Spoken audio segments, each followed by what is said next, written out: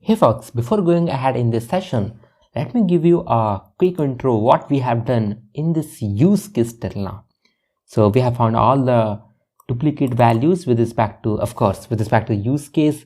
0 basically means they are not similar. It means there are 63% total observation that are not similar, that what it stands for. Along with that, we have found all the unique question or the duplicate question. In the previous session, we've also found all the duplicate pairs. That's what we have done. So in this session, our cool challenge is all about, we have to find all the number of occurrences of each question. So the moment I say QIDS, which is basically my series data structure, which I have built using nothing but two lists. Using two lists, let me show that. We have two lists as L1 and we have two lists, of course, second list as L2. I have just performed a concatenation and I can just think of calling a series on top of that. This is what we have done. So the moment I will print this QIDS, it says I have all the stuff. If I will say value underscore count, just to get its occurrences, or just to get the occurrences of each question, you can think of calling a frequency, or you can think of calling a value counts on top of that. So this is basically my frequency distribution.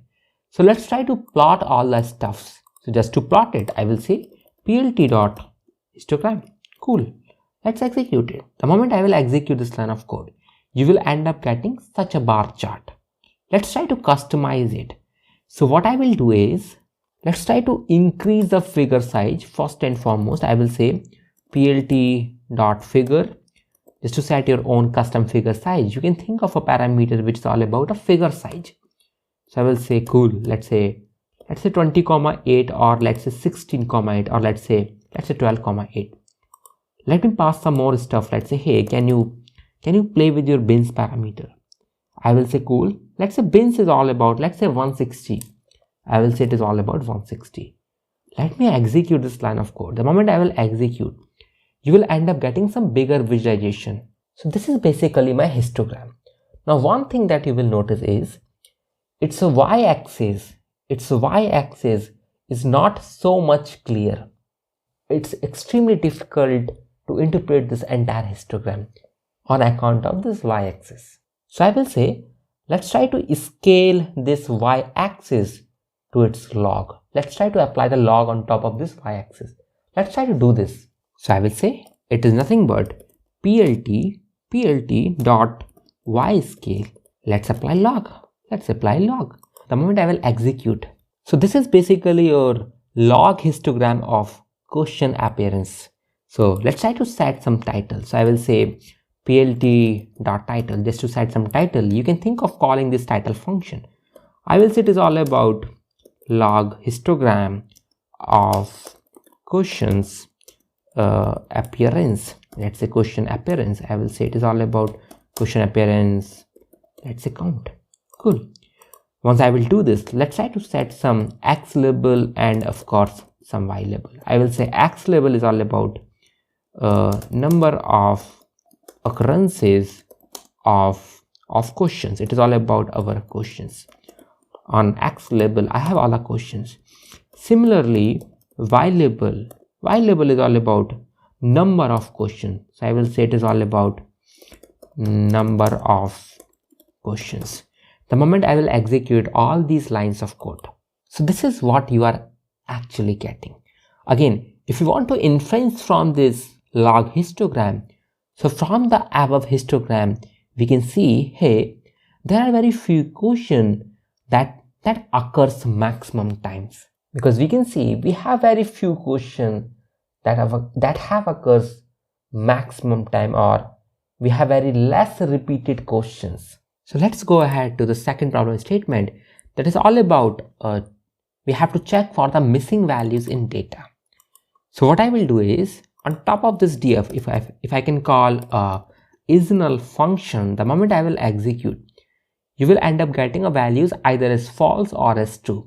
False basically means at this row index and in this ID feature, if I have a value as false, it means there is no such missing value.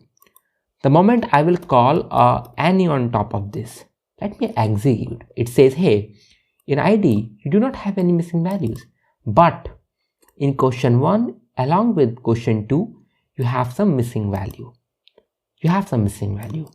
So what I will do is on top of this any, if I can call a sum, it says, hey, there are two features which have some missing value. So let's try to find it. So I will say df.isNull.sum. Let's execute. It says question 1 has one missing value, whereas question 2 has two missing value. So if I will say let's try to find out all those observations where I have missing values in question 2. So what I will do is I will say question 1 dot is null. Let me execute this line of code. The moment I say this and it returns a value as false and true, it means at this index I have a value as false. It means I do not have any missing values. So let's try to find this. Let's try to pass this filter in my df. The moment I will execute, now you will end up getting NaN values, of course, in my question 1. It says, hey, at this row index where I have this ID, where I have this question ID 1, where I have this question ID 2, you have a missing question 1. That's what it actually stands for. Now let's try to fill all these missing value, let's say with some blank. So I will say df.fillNA just to fill some NA values. I will say just fill it. Now here comes the interesting part. If you have to update your data frame, you have to use a very handy parameter which is all about our in place parameter. Let's try to do this. Let me execute this line of code. And if I will say df.isNull.sum, let me execute. It says, hey, do not have any missing values in the feature that you have. Because the moment I will call the fill NA and I will say just fill all the missing values, and along with that also update your data frame. That's what it actually stands for. So that's all about this session. If you guys have any issues regarding this session, feel free to share with us via Q&A. That's all about it. Thank you. Have a nice day. Keep learning, keep growing, keep practicing.